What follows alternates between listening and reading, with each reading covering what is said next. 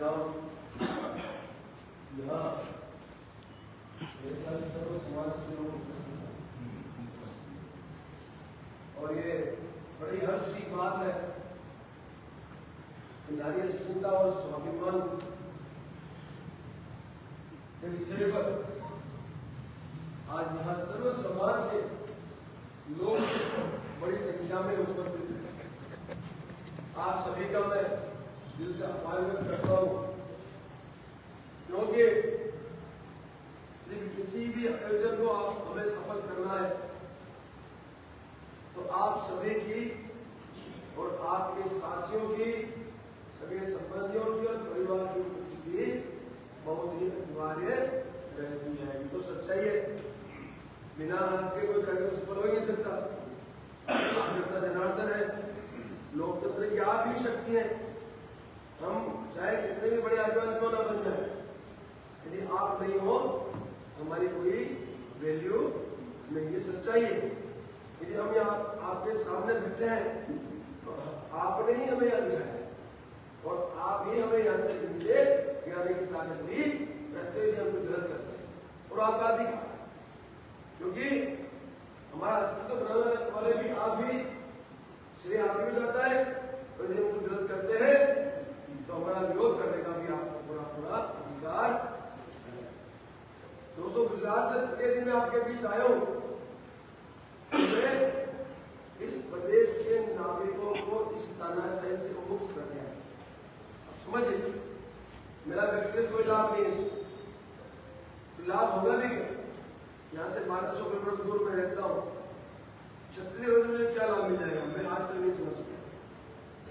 कई बार मीडिया प्रश्न करती है कि आप राजनीतिक अपना चेहरा चमकाने आए हैं। मैं पूछना चाहता हूँ मेरे समाज से, सर्व समाज से, क्या आपको ऐसा लगता है कि मैं राजनीतिक अपनी व्यवस्था स्थापित करने लगता है? आपको साहब, क्योंकि राजनीतिक जो लोग होते हैं साहब, वो सेटिंग करके चलते हैं, सरकार से भी सेटिंग करते हैं और प्रशासन से भी सेटिंग करते हैं। मैंने कहीं सेटिंग किया क्या? मेरे साथ लोग सब है, देखो मैं खुलेआम अपना स्टेटमेंट दे रहा हूँ, खुलेआम में अपनी बात रखता हूँ। आप सबने देखा होगा, चाहे गुजरात से मैं फेसबुक के माध्यम से लाइव आया हूँ तो मैंने खुल के मेरा आक्रोश व्यक्त किया, आपने देखा होगा। उसके बाद मेरे पर फरियाद हुई, मेरे पर नहीं, ये हम समस्त क्षत्रियों में ये फरियाद थी साहब। आपने शायद उनका मंशा नहीं जानी, उनकी मंशा ये ऐसी थी कि राज शेखावत को फरियाद कर दो, यानी इस प्रदेश का प्रत्येक क्षत्रिय डर जाए।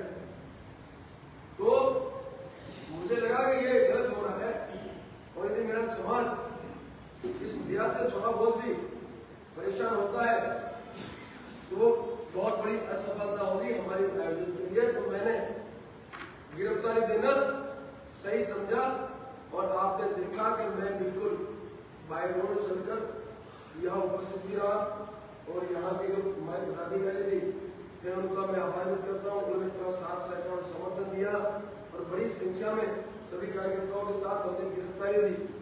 और आपने वहां भी देखा पुलिस प्रशासन की बदमाशी, लेकिन हमारा एक योद्धा यहाँ बैठा है उसके बीच में, उसने उनको मुंह तोड़ जवाब दिया और बिल्कुल हिम्मत से जवाब दिया। मैं उसके लिए भी तालियां बजाना चाहता हूँ।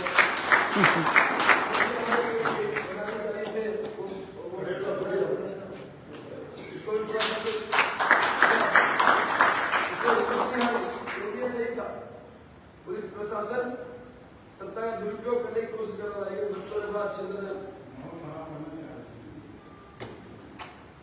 उससे कोई फर्क पड़ता नहीं। क्या कर लेंगे हमारा भाई, कानून में भी लागू होता है, आज ये लोग फंसेंगे सारे। और ये तो सच्चाई है कि भाई जो भी गलत कर रहा है, वो चाहे राज शेखावत हो, चाहे अन्य नागरिक हो, चाहे पुलिस प्रशासन हो, चाहे क्यों ना राज की कोई व्यक्ति हो, सब जो गलत करेगा उसका तो काम वो नहीं है। तो आपने देखा कि ये पुलिस प्रशासन लगातार सत्ता का दुरुपयोग करता रहा, आपको दबाने का कार्य करता रहा। हद तो तब हो गई जब एक मुखिया, जो संघ का मुखिया है, एक अध्यक्ष लेवल का व्यक्ति है, समाज का मुखिया है, राष्ट्रीय पदाधिकारी है, उस व्यक्ति की गिरफ्तारी के पश्चात उसका जुलूस निकाला जाता है। मैं पूछना चाहता हूँ पुलिस प्रशासन से, आप सभी से, क्या इस प्रदेश में पहले आरोप मिलेंगे किसी पे? कई बड़े घोटाले यहाँ हो गए, जिसे भी बताया वक्ताओं ने, कई बड़े घोटाले हो गए, उनका जुलूस आपने नहीं निकाला। तो ऐसा तो इस व्यक्ति ने क्या कर दिया कि आपको इसका जुलूस निकालना पाओ। एक साथ 6-7 एफआईआर आपने इन पर दर्ज कर दी। आपने लोगों को बुलाया, बुलाकर एक ही पुलिस स्टेशन में सारी एफआईआर करवाई। आप समझिए, और 2019 के बाद 2025 में सीधा इसको इतने साल तो कर्म किए नहीं। आप समझ, जो आदमी 2019 के बाद किसी भी तरह किसी भी अपराध में इन्वॉल्व नहीं है, अचानक इन पर इतना अपराध कैसे? तो ठीक है, हम उनकी पैरवी भी नहीं करते, चलो हम मानते हैं हम पैरवी नहीं करते, हम स्वीकार करिए, हम उनके लिए आए नहीं, न उनकी पैरवी करते। लेकिन मैं पूछता हूँ आप सभी से कि ये जो तरीका था इनका जुलूस का, वो सही था क्या? मानवाधिकार का कानून था, हमने उसका विरोध करने के लिए आवाज उठाई। उन्होंने हमारे क्षत्रिय समाज के स्वाभिमान को पैरों से कुचलने का काम नहीं किया था। आपको क्या लगा? मुझे ये लगा कि उन्होंने वीरेंद्र तोमर के पैरों पे पैर रखने का नहीं, हमारे क्षत्रिय समाज के स्वाभिमान पे पैर रखकर कुचलने का काम किया। मुझे ऐसा लगा और मुझे वो सहन नहीं हुआ। तो मैं ये बर्दाश्त नहीं होगा कि आप एक बेहोश व्यक्ति को उठाने के लिए उसके पैरों में पैर रखे। आप ये बताना चाहते हो कि क्षत्रिय जो है हमारे पैरों के नीचे है? साहब, किसी के बाप की औकात नहीं। ठीक है, ये तो आपने आरोप लगा रखे, आपकी सत्ता है, आपका प्रशासन है, आपका कानून है, तो दुरुपयोग कर रहे हो। कब तक करोगे? बख्शेंगे नहीं आप। हमारी जो लीगल टीम है वो लग गई है, आपको भी जवाब देगी। हम तो है ही मैदान में साथ में जवाब देने के लिए। और तो और हमारे जो राजकीय जो है लोग हैं वो भी इस मूवमेंट में लगे हुए। आपको कब तक संरक्षण ले लोगे? आप किसका संरक्षण ले लोगे? आज तो आप बसोगे, कोई बचा नहीं पाएगा। दोस्तों, ये तो हमारे आंखों के सामने हुआ, वो हमने देखा। लेकिन आपको एक और जानकारी देना चाहता हूँ, जो जानकारी बड़ी दर्ददायी है, क्योंकि हमारे पूर्वजों ने भारतीय संस्कृति की रक्षा के लिए, माँ बहन बेटी मंदिर और गाय की रक्षा के लिए अपने प्राणों की आहुति दी। और दुर्भाग्य से वो कब इतने कमजोर हो गए कि हमारी बहन बेटी बहू को कस्टडी में अश्लीलता की जाती है, उसकी इज्जत का हाथ डाला जाता है, उसकी इज्जत को तार किया जाता है। और हम आज क्या बहन बेटी बहू की इज्जत की तार करना सही है क्या? उसके लिए हम मैदान में नहीं कर सकते क्या? तो वो बहू बेटी जो है वो उस परिवार की सदस्य है, उस परिवार का भाग है साहब।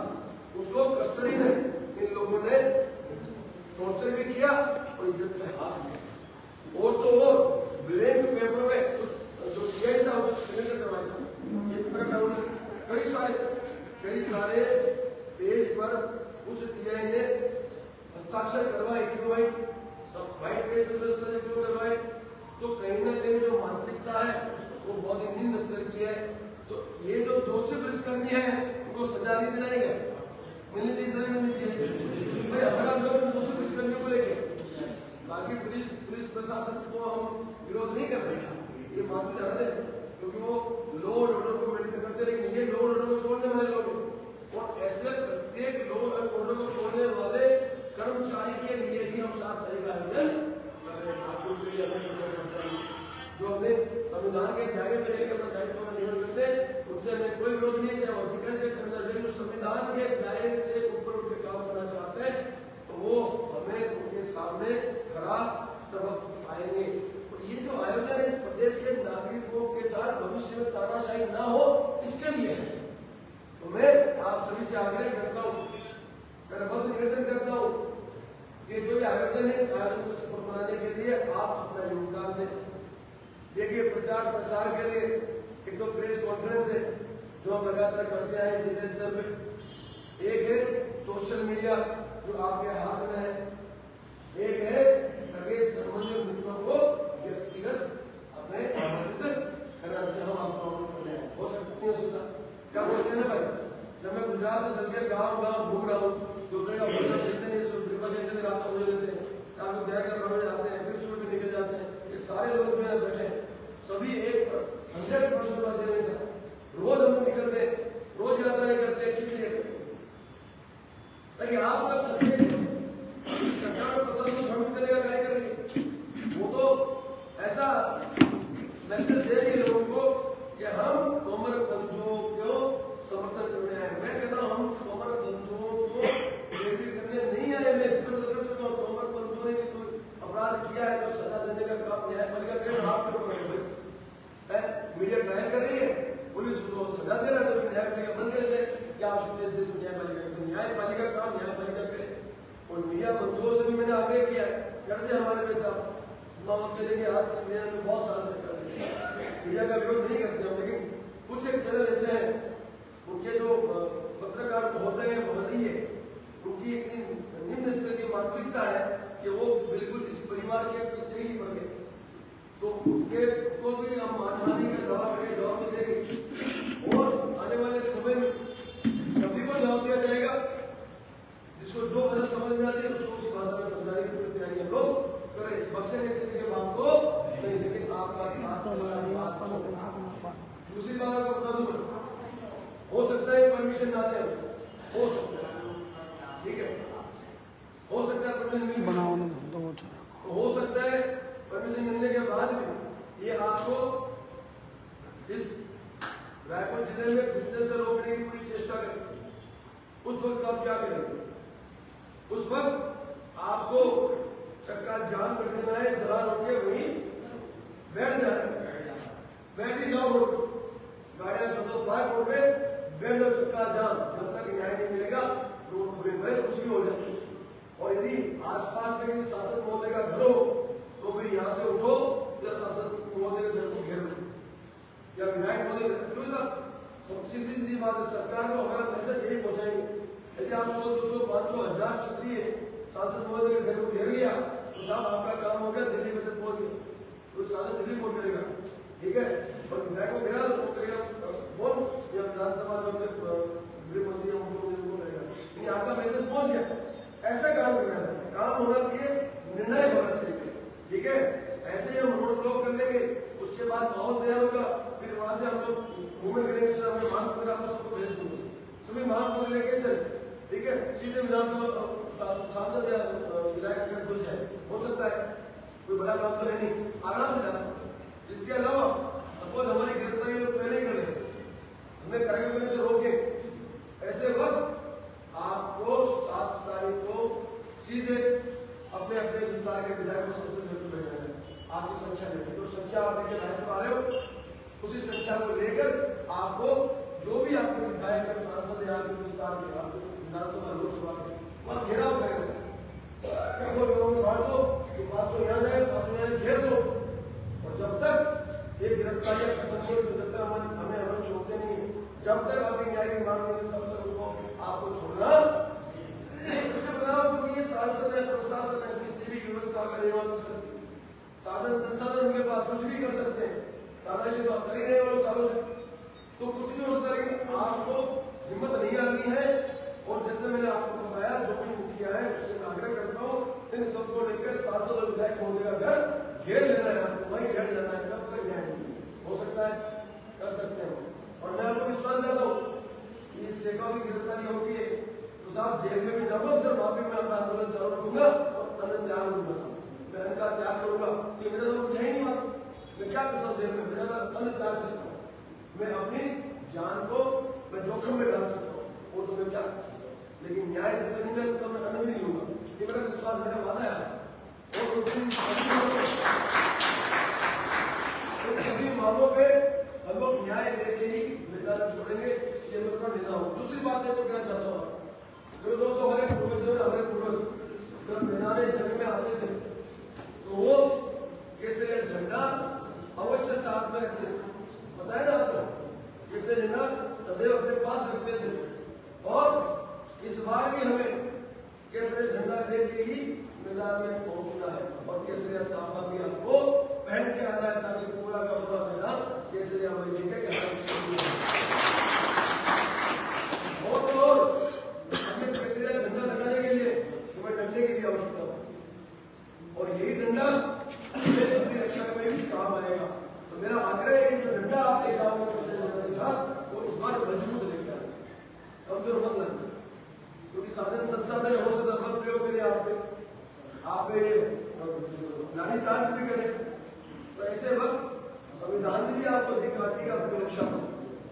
हम संविधान के दायरे में रहते हुए हमारा काम करना चाहते हैं, हमारी मांगों को आप करना चाहते हैं, लेकिन संविधान के दायरे के बाहर भी आप जाओगे तो फिर आप हमें भी नहीं रोक पाओगे।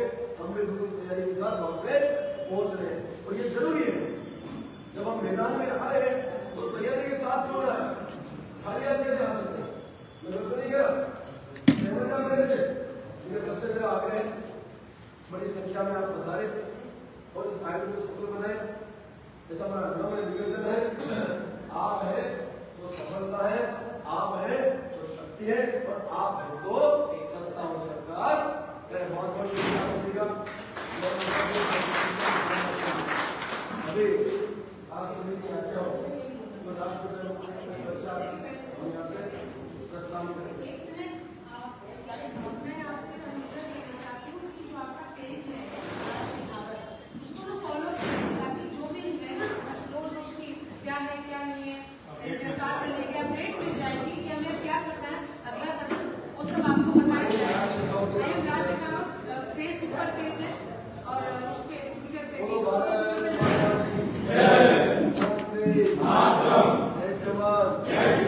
राष्ट्रगान करेंगे। पेज दिखा दीजिए। बोलो भारत माता की जय। मन अधिनायक जय हे भारत भाग्य विधाता, पंजाब सिंध गुजरात मराठा द्राविड़ उत्कल बंगा, विंध्य हिमाचल यमुना गंगा, उच्छल जल तरंगा। तब शुभ नामे जागे, तब शुभ आशीष मागे, गाए जब जय गाता, जनगण मंगलदायक जय हे भारत भाग्य विधाता। जय हे जय हे जय हे जय जय जय जय हे। जय मातरम, जय किसान, जय।